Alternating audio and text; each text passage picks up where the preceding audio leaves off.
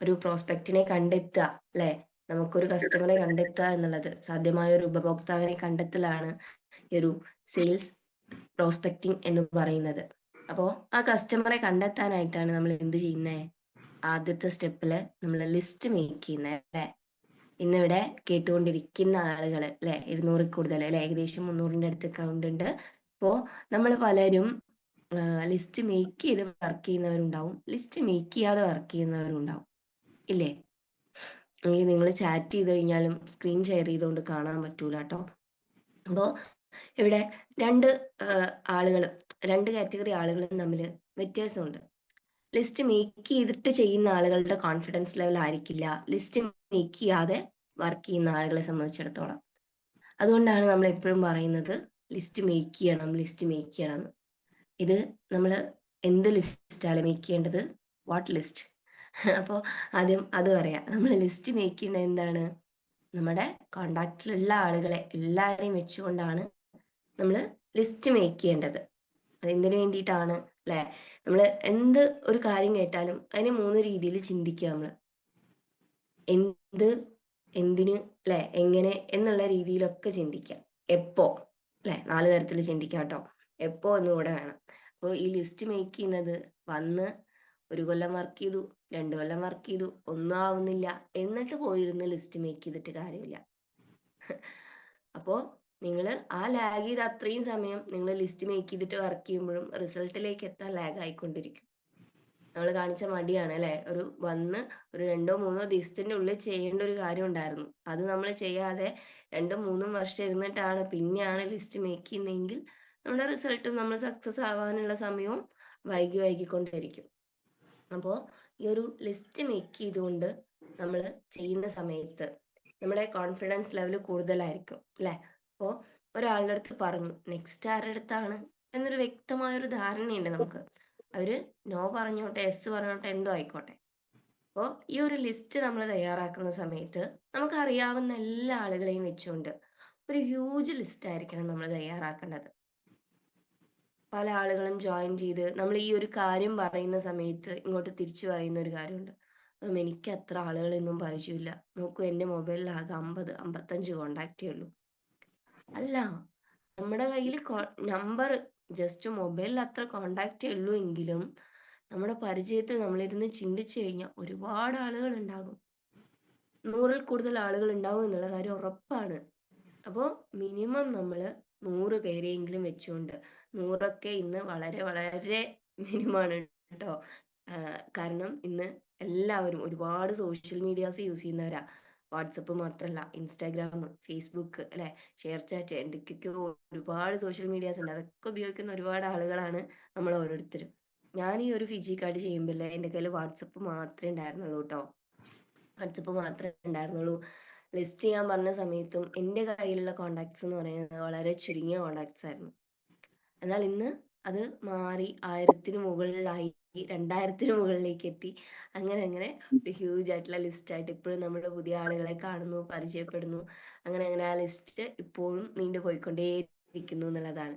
അപ്പോൾ നമുക്ക് ഇപ്പൊ ഉള്ള ആ ഒരു ലിസ്റ്റ്, അല്ലെ, നമ്മുടെ ചിലപ്പോൾ 200 ആളുള്ളതായിരിക്കും നമ്മൾ മേക്ക് ചെയ്തിട്ടുണ്ടാവുക, എങ്കിലും ഇനിയും നമ്മൾ പുതുതായ ആളുകളെ കാണുന്നു, യാത്രകളിലായിക്കോട്ടെ, അല്ലെങ്കിൽ വേറെ എവിടെയെങ്കിലും ഒക്കെ പോകുന്ന സമയത്തോ, അല്ലെ, ജസ്റ്റ് ഇങ്ങനെ പരിചയപ്പെടുന്ന സമയത്ത് നമ്മൾ സംസാരിച്ച്, അല്ലെ, ചിലപ്പോൾ ഇൻസ്റ്റ ഐ ഡി ആയിരിക്കും പറഞ്ഞു തരിക, ചിലപ്പോൾ ഫേസ്ബുക്കിന്റെ ആയിരിക്കും പറഞ്ഞു തരിക, അതിലൂടെ നമ്മൾ നമ്പർ ചോദിക്കുന്നു, അല്ലെ, പരിചയപ്പെട്ട് അത്തരത്തില് നമ്മുടെ ലിസ്റ്റ് എന്തായാലും വലുതാക്കി കൊണ്ടുവരാൻ ഒരുപാട് ഐഡിയാസ് ഉണ്ട്.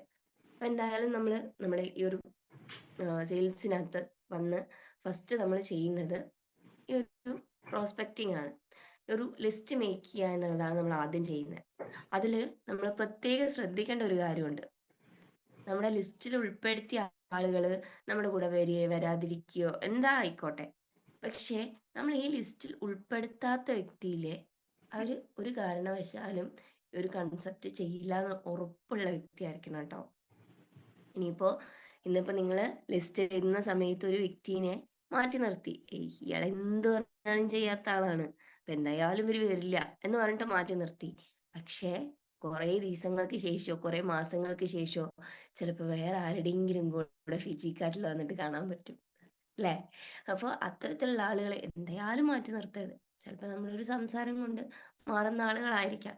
അപ്പോൾ തീർച്ചയായിട്ടും ഈ ഒരു ലിസ്റ്റ് തയ്യാറാക്കുന്ന സമയത്ത് നിങ്ങൾ ആരെയും ഒഴിവാക്കാതെ നിങ്ങളുടേതായ പ്രഡിക്ഷനിലൂടെ അല്ലെ, ഇവര് ചേരില്ല, ഇവര് വരില്ല, ഇവരൊന്നുമില്ലാത്തവരാണ്, അത്തരത്തിലൊന്നും മാറ്റി നിർത്താതെ ഈ ഒരു തയ്യാറാക്കുന്ന ലിസ്റ്റ് ഒരു ഹ്യൂജ് ലിസ്റ്റ് ആയിട്ട് തന്നെ തയ്യാറാക്കാം. അതിൽ എന്തൊക്കെയാണ് ഉൾപ്പെടേണ്ടതെന്നൊക്കെ അറിയാലോ അല്ലെ? ഇങ്ങനെ റിപ്പീറ്റ് ചെയ്യണമെന്നുണ്ടോ? എന്തായാലും പറയാം. കാരണം നമ്മുടെ ഈ ഒരു 7 AM ക്ലബ് അറ്റൻഡ് ചെയ്യുന്നത് ഇന്നലെ ജോയിൻ ചെയ്ത വ്യക്തി അടക്കമുണ്ട് അല്ലെ, ഇന്ന് എന്നെ കേട്ടുകൊണ്ടിരിക്കുന്നത്. ഞാൻ അതും കൂടെ ഒന്ന് ജസ്റ്റ് പറയാം. നമ്മൾ ഈ ഒരു നെയിം ലിസ്റ്റ് എഴുതുന്ന സമയത്ത് അവരുടെ പേര്, കോണ്ടാക്ട് നമ്പർ, അവരുടെ പ്ലേസ്, അവരുടെ പ്രൊഫഷൻ അറിയുമെങ്കിൽ അത്, ഈ കാര്യങ്ങളൂടെ ഉൾപ്പെടുത്തിക്കൊണ്ടായിരിക്കണം ആ ഒരു ടേബിൾ, ആ ഒരു നെയിം ലിസ്റ്റ് തയ്യാറാക്കേണ്ടത്. ഇനി ഈ ഒരു ലിസ്റ്റ് നമ്മുടെ റെഡി ആയി കഴിഞ്ഞാൽ അല്ലെ, ഇത്രയും കാര്യങ്ങളൊക്കെ ഉൾപ്പെടുത്തി നമ്മൾ ഒരു ലിസ്റ്റ് തയ്യാറാക്കി. ഇനി അടുത്ത സ്റ്റെപ്പ് എന്താണ്? നമ്മൾ ലിസ്റ്റ് ചെയ്ത് കഴിഞ്ഞാൽ അടുത്തത് ഷോർട്ട് ലിസ്റ്റ് ചെയ്യണം എന്ന് പറയാറുണ്ട് അല്ലെ. നെക്സ്റ്റ് നമ്മുടെ ഒരു പ്രിപ്പറേഷൻ ആണ്. രണ്ടാമത്തെ സ്റ്റെപ്പിൽ അല്ലെ, ഫസ്റ്റ് പ്രോസ്പെക്റ്റിംഗ്, രണ്ടാമത്തെ സ്റ്റെപ്പിൽ നമ്മൾ ചെയ്യുന്നത് പ്രിപ്പറേഷൻ ആണ്, തയ്യാറെടുക്കലാണ് അല്ലെ. ആ ഒരു തയ്യാറെടുപ്പിന്റെ ഭാഗമായിട്ടാണ് എന്ത്, ഷോർട്ട് ലിസ്റ്റ് ചെയ്യുന്നത്. ഷോർട്ട് ലിസ്റ്റ് ചെയ്യാനായിട്ട് കുറച്ച് കാര്യങ്ങൾ നമ്മൾ ശ്രദ്ധിക്കാറുണ്ട് അല്ലെ.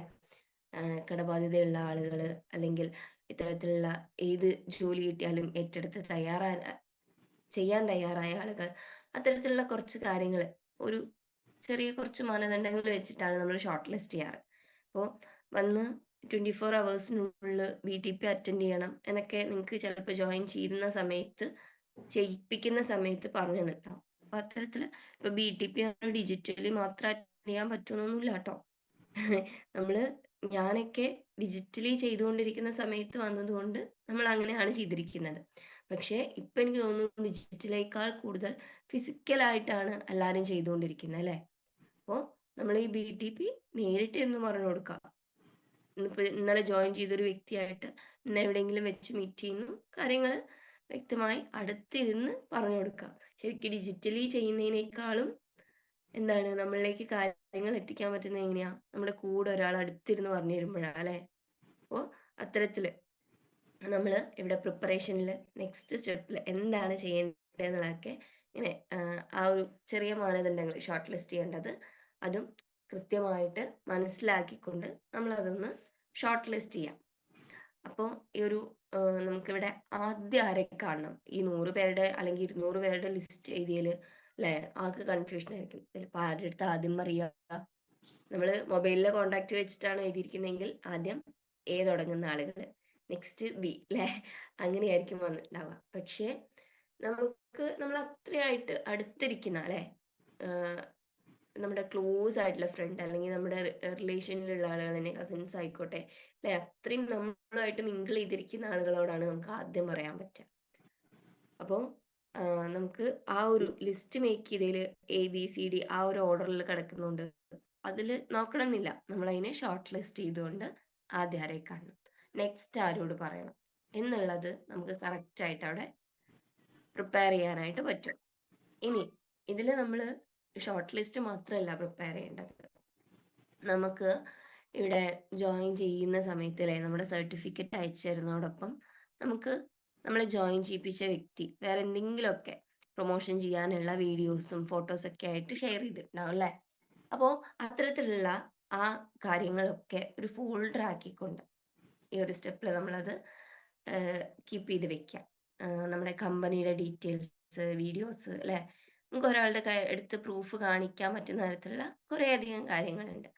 അപ്പോൾ അത്തരത്തിലുള്ള കാര്യങ്ങളൊക്കെ നമ്മൾ ഈ ഒരു സ്റ്റേജിൽ നമ്മൾ ഒരു ഫോൾഡർ ആക്കി ഫോണിൽ സൂക്ഷിച്ചു വെക്കാം. ഇനി നമ്മൾ നെക്സ്റ്റ് നമ്മൾ ഈ ഒരു ലിസ്റ്റും ഷോർട്ട് ലിസ്റ്റ് ഒക്കെ ചെയ്ത് കഴിഞ്ഞാൽ അടുത്ത് ഒരാളെ നമ്മൾ പോയി കാണാനായിരിക്കും പോകുന്നത് അല്ലെ, അല്ലെങ്കിൽ ആരെങ്കിലും ഒരാളെ വിളിക്കാനോ, നമ്മുടെ ഈ ഒരു എഴുത്ത് വർക്ക് ഒക്കെ കഴിഞ്ഞു കഴിഞ്ഞാൽ അല്ലെ, ഇതൊരു പേപ്പർ വർക്കായിട്ടാണ് ലിസ്റ്റ് ഷോർട്ട് ലിസ്റ്റ് ചെയ്യലും, അത് കഴിഞ്ഞിട്ടാണ് നമ്മൾ അങ്ങോട്ട് ഇറങ്ങുന്നത്. അപ്പോൾ ഈ പ്രിപ്പറേഷനിൽ നമ്മൾ ചെയ്ത് വെക്കേണ്ട ഒരുപാട് പ്രിപ്പറേഷൻസ് ഉണ്ട്. നമ്മളോട് ഒരു വ്യക്തി നീ ചെയ്യുന്നത് എന്താണെന്ന് ചോദിച്ചു കഴിഞ്ഞാൽ അതിൻ്റെ ഒരു ഔട്ട്ലൈൻ കൊടുക്കാനുള്ള ഒരു അറിവെങ്കിലും നമ്മൾ ഉണ്ടാക്കിയിരിക്കണം. അപ്പൊ ഞാനൊക്കെ ഫിജിയിൽ വന്നു, വന്ന സമയത്ത് കോൺഫറൻസ് കോൾ ഇടുമ്പോൾ ജാൻസി മാമാണ് സംസാരിച്ചുകൊണ്ടിരിക്കുക.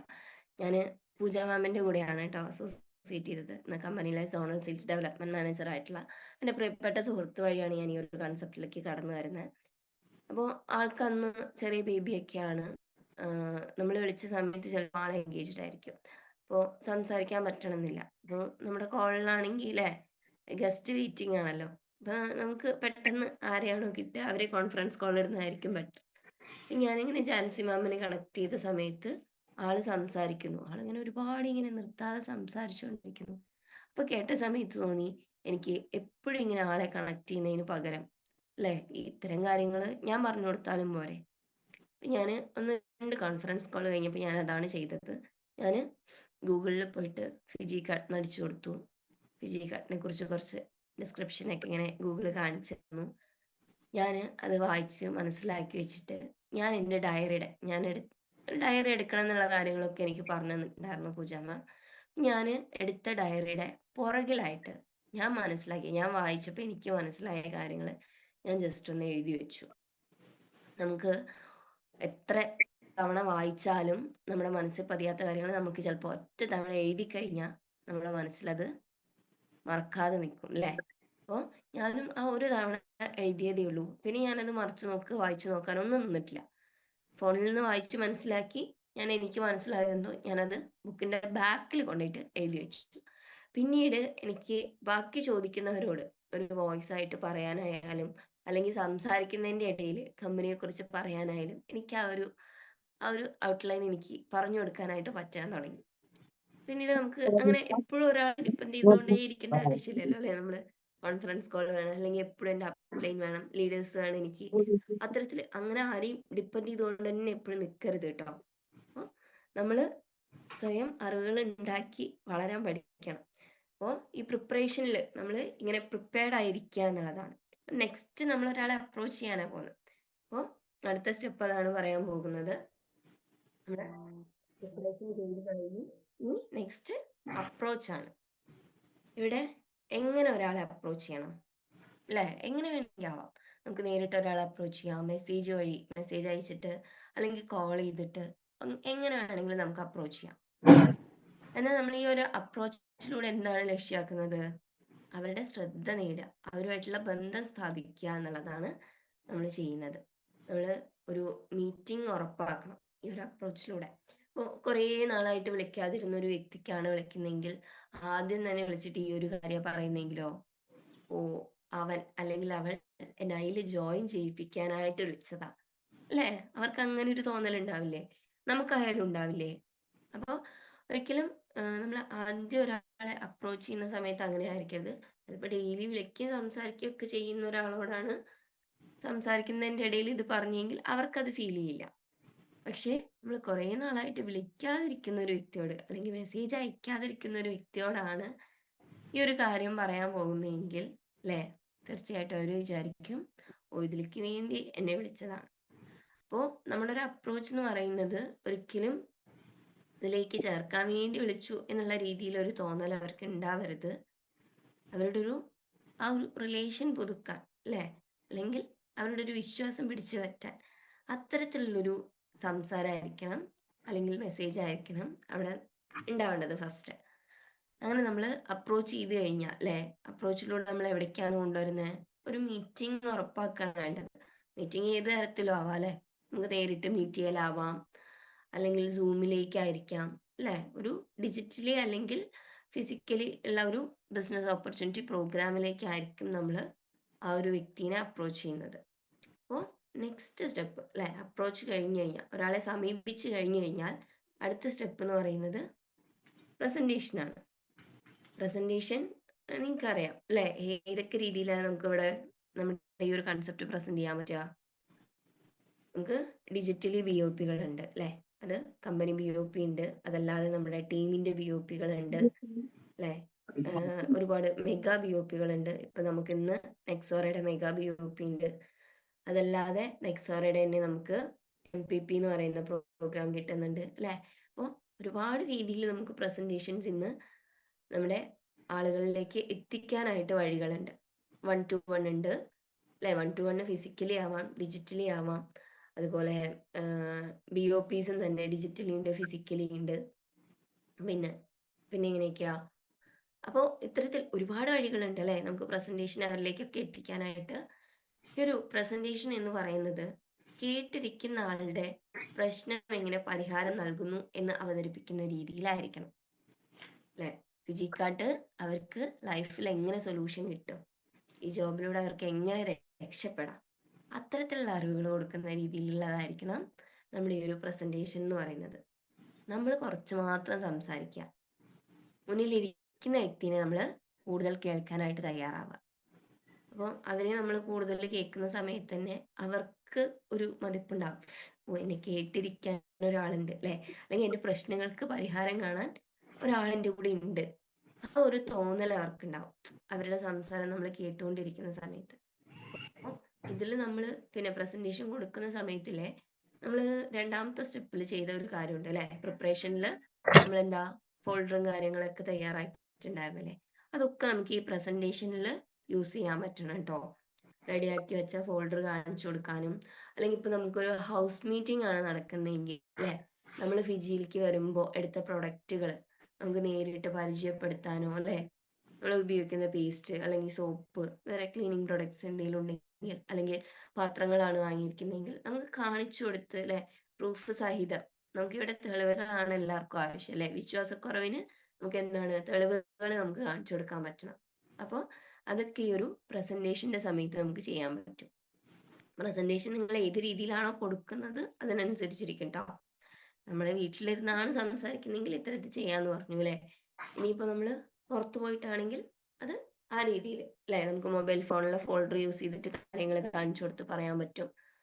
നമ്മൾ രണ്ടുപേര് നേരിട്ട് ഇരുന്ന് സംസാരിക്കുന്ന ഒരു അവസ്ഥയിലാണെങ്കിൽ ചിലപ്പോൾ നമ്മുടെ ലീഡർ കൂടെ ഉണ്ടാവും, നമ്മൾ ലീഡറെ ഒന്ന് പരിചയപ്പെടുത്തി കൊടുത്തുകൊണ്ട് അങ്ങനെ ഇരുന്ന് നമ്മൾ 3 പേരോട് സംസാരിക്കുന്നു അല്ലെ.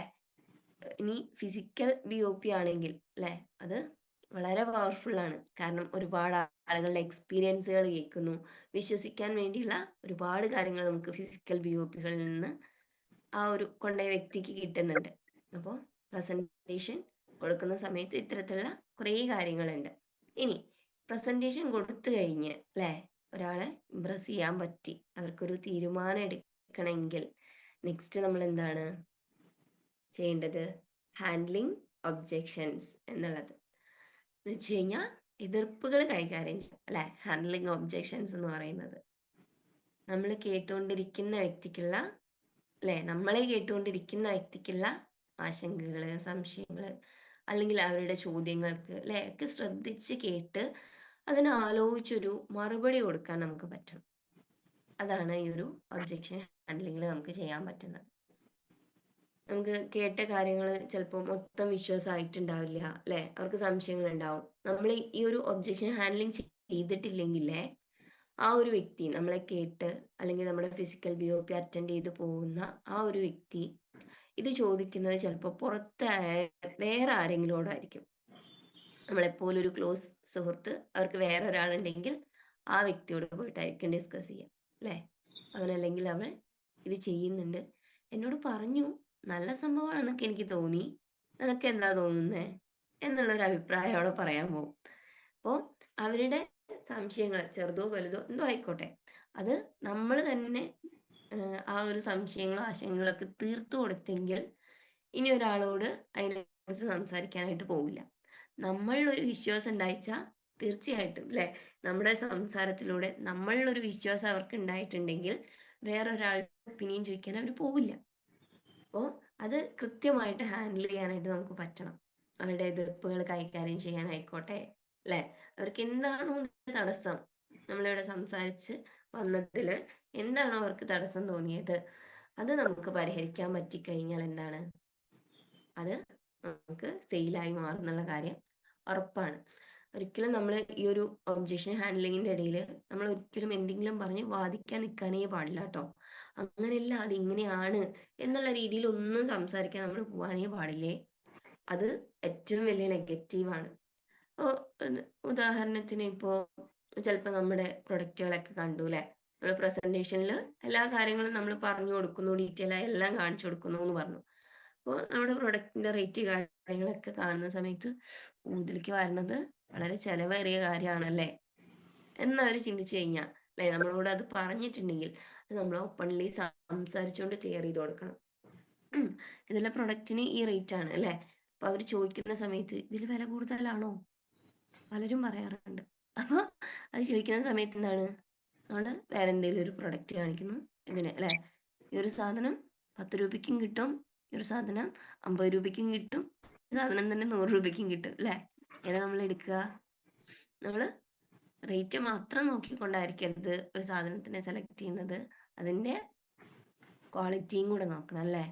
അപ്പോൾ അത്തരത്തിലുള്ള കാര്യങ്ങൾ നമുക്ക് പറയാം. പിന്നെ അതല്ലാതെ ഇവിടെ നമ്മൾ എന്താണ്, ഒരു നമുക്കിപ്പോ പേസ്റ്റ് ഇല്ലാത്തതുകൊണ്ട് ഒരു പേസ്റ്റ് വാങ്ങാൻ വേണ്ടി വന്നതല്ല ഫിജിക്കാട്ട് അല്ലെ, അല്ലെങ്കിൽ ഒരു സോപ്പ് ഇല്ലാത്തതുകൊണ്ട് സോപ്പ് വാങ്ങാൻ വേണ്ടി വന്നതല്ല ഫിജിക്കാട്ട്. ഇവിടെ നമ്മൾ ആ ഒരു കടയിൽ നിന്ന് വാങ്ങുമ്പോൾ നമുക്ക് ആ ഒരു സാധനം കിട്ടുന്നു. ഇവിടെ നമ്മൾ ഈ ഒരു സാധനം വാങ്ങുന്നതോടൊപ്പം തന്നെ നമ്മുടെ ലൈഫിൽ സെക്യൂർഡ് ആയ ഒരു ജോബ് കൂടെ നമുക്ക് ഇവിടെ കിട്ടുന്നുണ്ട് അല്ലെ. ആ ഒരു തിരിച്ചറിവ് നമുക്ക് അവരിലേക്ക് എത്തിക്കാൻ പറ്റിക്കഴിഞ്ഞാൽ എന്താണ്, നമുക്ക് അത് സെയിലിലേക്ക് കൊണ്ടുവരാനായിട്ട് പറ്റും. അപ്പോൾ ഹാൻഡ്ലിങ് ഒബ്ജെക്ഷൻസ് കഴിഞ്ഞു കഴിഞ്ഞാൽ നെക്സ്റ്റ് സ്റ്റെപ്പ് എന്ന് പറയുന്നത് അതാണ്, ക്ലോസിംഗ് ആണ്. അപ്പോൾ ഈ ഒരു സ്റ്റെപ്പില് അല്ലെ നമ്മൾ ഹാപ്പിയാണ് അല്ലെ, ക്ലോസിംഗ് സെക്ഷൻ ആണ്. അപ്പോൾ നമുക്ക് ആ ഒരു സെയിൽ വന്നു, അതൊരു കൺഫേം ആയി എന്നുള്ള ഒരു കാര്യം അറിയുമ്പോൾ നമ്മുടെ പ്രോസ്പെക്റ്റ് നമ്മുടെ കസ്റ്റമറായി മാറുന്നു എന്നുള്ള ഒരു സന്തോഷം അല്ലെ. അപ്പോൾ ഇത് ശരിക്കും പറഞ്ഞു കഴിഞ്ഞാൽ ഒരു സെയിലിന്റെ ഫൈനൽ സ്റ്റേജ് ആണ് അല്ലെ ഈ ക്ലോസിംഗ് എന്ന് പറയുന്നത്. അപ്പോൾ ഇവിടെയും നമ്മൾ കുറേ കാര്യങ്ങൾ ശ്രദ്ധിക്കേണ്ടതായിട്ടുണ്ട് അല്ലെ. പ്രൊഡക്റ്റിനെ കുറിച്ച് ഡീറ്റെയിൽ ആയിട്ട് പറഞ്ഞു കൊടുക്കുക, അത് കിട്ടാൻ എത്ര സമയം എടുക്കും, അതുപോലെ തന്നെ ക്യാഷിന്റെ കാര്യങ്ങൾ നമ്മൾ വാങ്ങുന്നതും ബാക്കി കൊടുക്കുന്നതും ഒക്കെ ശ്രദ്ധിക്കണം. പിന്നെ ഈ ക്ലോസിംഗ് സെക്ഷനിലാണ് എന്ത് ചെയ്യുക, അവരുടെ തീരുമാനം പറഞ്ഞു കഴിഞ്ഞു കഴിഞ്ഞാൽ അല്ലെ ഒബ്ജക്ഷൻ ഹാൻഡിൽ ചെയ്ത് നമ്മൾ ഈ ക്ലോസിംഗ് സെക്ഷനിലാണ് അവരുടെ ഡീറ്റെയിൽസും പ്രൂഫും കാര്യങ്ങളൊക്കെ വാങ്ങുന്നത്. അപ്പോൾ അത്തരത്തിലുള്ള കാര്യങ്ങളൊക്കെ ചെയ്യുന്ന ഒരു സ്റ്റേജാണ് ക്ലോസിംഗ് സെക്ഷൻ എന്ന് പറയുന്നത്. ഇവിടെ നമ്മളെല്ലാം ലിസ്റ്റ് മേക്ക് ചെയ്ത് എന്തൊക്കെയാണ് 100 SBK ആണോ, അങ്ങനെയാണെങ്കിൽ എന്തൊക്കെയാണ് വാങ്ങിക്കുന്നത്, അല്ലെ 50 SBK ആണെങ്കിൽ എന്തൊക്കെയാണ്, കൃത്യമായ ലിസ്റ്റും കാര്യങ്ങളൊക്കെ ചെയ്ത് എല്ലാ കൺഫ്യൂഷൻസും ക്ലിയർ ചെയ്ത് കറക്റ്റ് ആയിട്ടുള്ള ഒരു ക്ലോസിംഗ് ആയിരിക്കണം. അല്ലെങ്കിൽ എന്താണ്, ഒരുപാട് പ്രശ്നങ്ങൾ ഉണ്ടാവും അല്ലെ. ചേർന്ന് എൻ്റെ നെക്സ്റ്റ് ഡേ എൻ്റെ പ്രൊഡക്റ്റ് എവിടെ, അതിന്റെ പിറ്റേ ദിവസം ചോദിക്കുന്നു അല്ലെ. അപ്പോൾ അത്തരത്തിലുള്ള ഇഷ്യൂസ് ഉണ്ടാവാതിരിക്കാൻ നമ്മൾ തന്നെ കുറച്ച് ശ്രദ്ധിച്ചാൽ മതി. നമ്മുടെ പ്രൊഡക്റ്റ് കിട്ടാൻ എത്ര സമയം എടുക്കും അല്ലെ. ഇപ്പൊ സ്റ്റോറിലാണ് നമ്മൾ കൊടുത്തിരിക്കുന്നതെങ്കിൽ നമ്മൾ അവിടെ വിളിച്ചു ചോദിച്ച് അല്ലെ സാധനം ഉണ്ടോ എന്ന് അറിഞ്ഞ് പോയി എടുക്കാം. അപ്പോഴും ചിലപ്പോൾ എന്തെങ്കിലുമൊക്കെ എത്താനൊക്കെ പെൻഡിങ് ഉണ്ടെങ്കിൽ അത് ഇനി കിട്ടാൻ എത്ര ദിവസം എടുക്കുന്നത് കൃത്യമായി അവർക്ക് പറഞ്ഞു കൊടുക്കുക. അല്ല ഓൺലൈനായിട്ട് ഓർഡർ ചെയ്തിരിക്കുന്നെങ്കിലോ അപ്പോഴും അത് വരാൻ ഇത്രമാത്രം സമയം എടുക്കും കേട്ടോ എന്നുള്ളത് കൃത്യമായിട്ട് പറഞ്ഞു കൊടുത്തിട്ടുണ്ടാവണം നേരത്തെ. അല്ലാത്ത പക്ഷം ഇങ്ങനെ ചോദിച്ചുകൊണ്ടേയിരിക്കും, പ്രൊഡക്റ്റ് എത്തിയില്ല എന്ന് പറഞ്ഞു കഴിഞ്ഞാൽ എൻ്റെ ക്യാഷ് തിരിച്ചു വേണം അല്ലെ. അത്തരത്തിലുള്ള കുറേ നെഗറ്റീവായിട്ടുള്ള കാര്യങ്ങളിലേക്ക് പോകും. അപ്പോൾ അത്തരത്തിലുള്ള കാര്യങ്ങളിലേക്ക് പോവാതിരിക്കാൻ വേണ്ടിയിട്ട് നമ്മൾ തന്നെ കുറച്ച് ശ്രദ്ധിച്ചാൽ മതി. ക്ലോസിംഗ് സെക്ഷനിൽ നമ്മൾ കൃത്യമായിട്ട് പറഞ്ഞു കൊടുക്കേണ്ട കാര്യങ്ങളൊക്കെ പറഞ്ഞ് അല്ലെ ആ ഒരു സെയിൽ ക്ലോസ് ചെയ്യുക എന്നുള്ളതാണ്. ഇനി ഈ ക്ലോസിങ്ങിന്റെ മുമ്പായിട്ട് നമ്മൾ ചെയ്യുന്ന ഒരു കാര്യം ഉണ്ടായിരുന്നു അല്ലെ. ക്ലോസിങ്ങിന്റെ മുമ്പ് ചെയ്യുന്നത് എന്നല്ല, ക്ലോസിങ്ങിന്റെ ശേഷമായാലും നമ്മൾ ഫോളോ അപ്പ് ഉണ്ടായിരിക്കുക എന്നുള്ളതാണ്. കസ്റ്റമറായിട്ട് നമ്മുടെ പ്രോസ്പെക്റ്റ് ആയിട്ട് അല്ലെ, പ്രോസ്പെക്റ്റ് കസ്റ്റമർ ആയി കഴിഞ്ഞു അല്ലെ, നമ്മുടെ കൂടെ ക്ലോസിങ്ങിൽ നമ്മുടെ കൂടെ അസോസിയേറ്റ് ചെയ്ത് കഴിഞ്ഞാൽ ഒരു നമ്മുടെ കസ്റ്റമറായി, നമ്മുടെ പാർട്ട്ണറായി.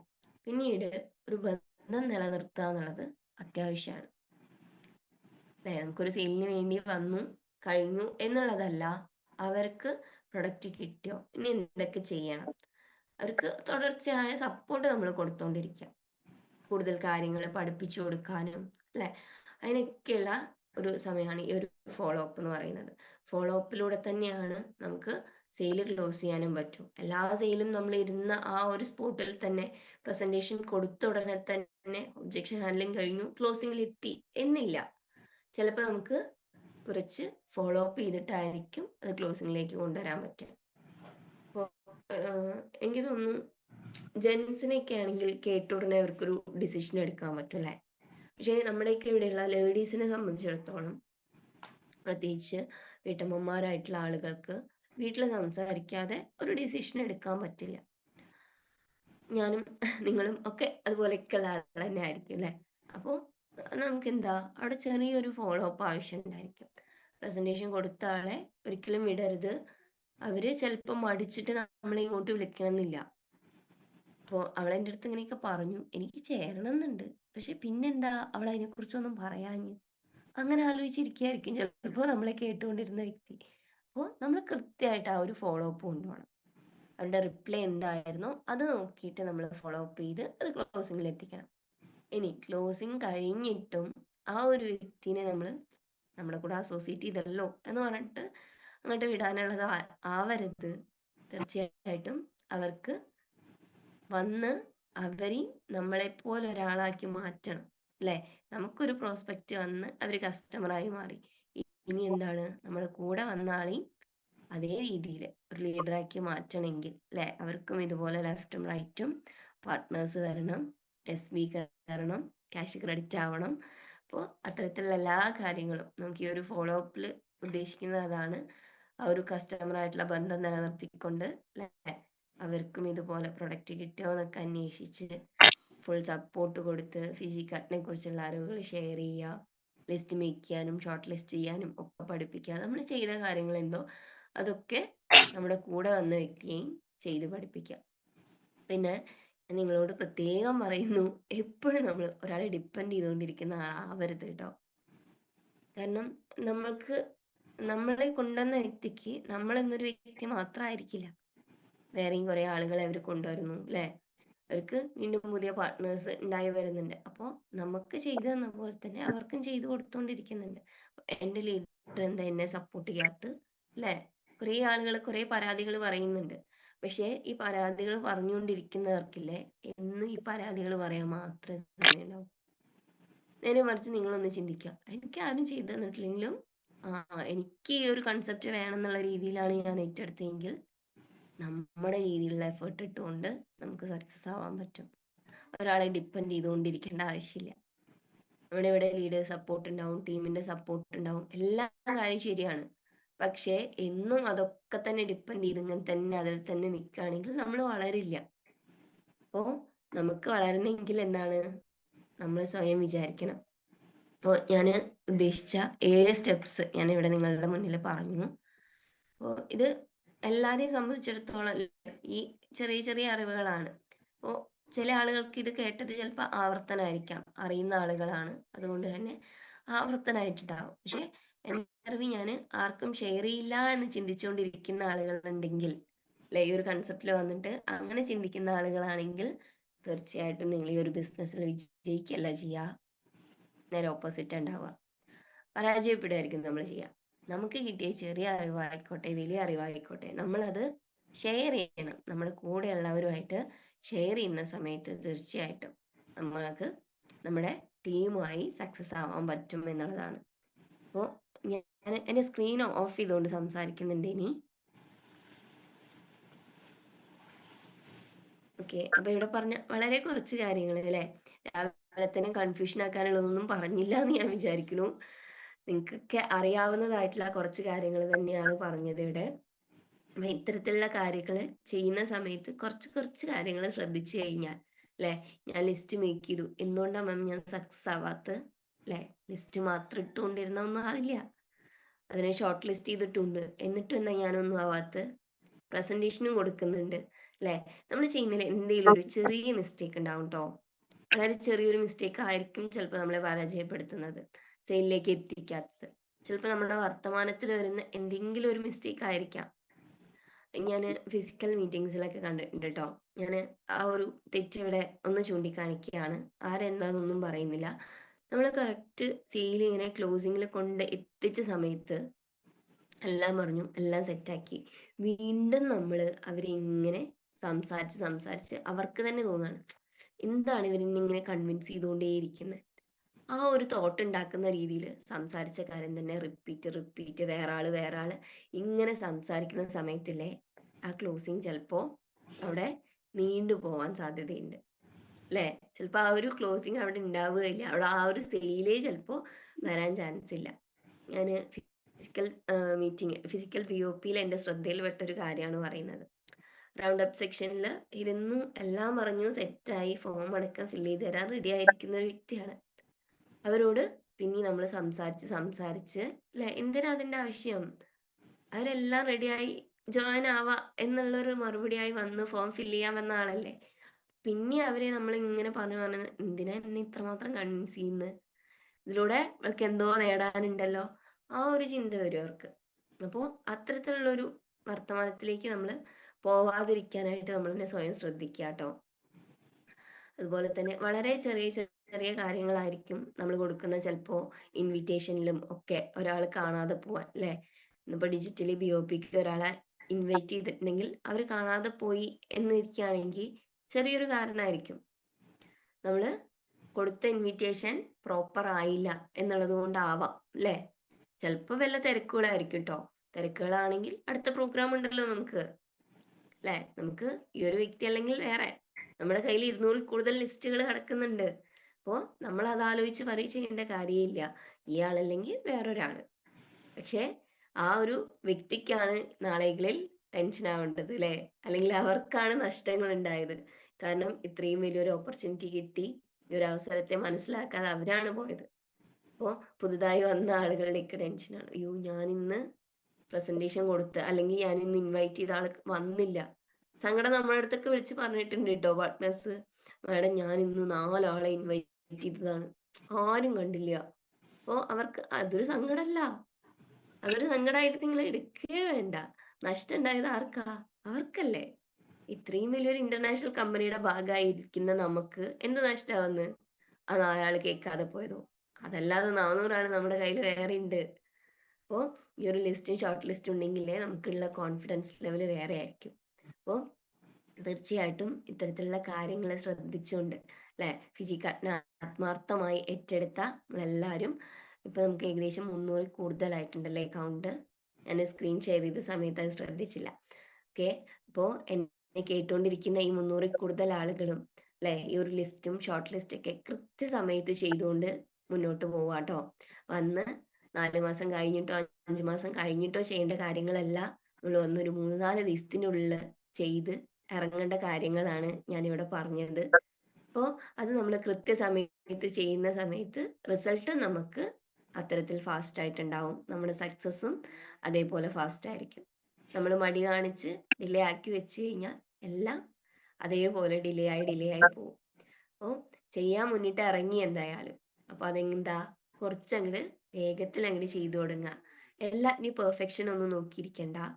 നമ്മള് അറിവുകൾ കിട്ടിക്കഴിഞ്ഞാൽ അതങ്ങോട്ട് അപ്ലൈ ചെയ്തുകൊണ്ട് അല്ലെ, നമ്മൾ പ്രാവർത്തികമാക്കിക്കൊണ്ട് അങ്ങോട്ട് പ്രവർത്തിക്കുക.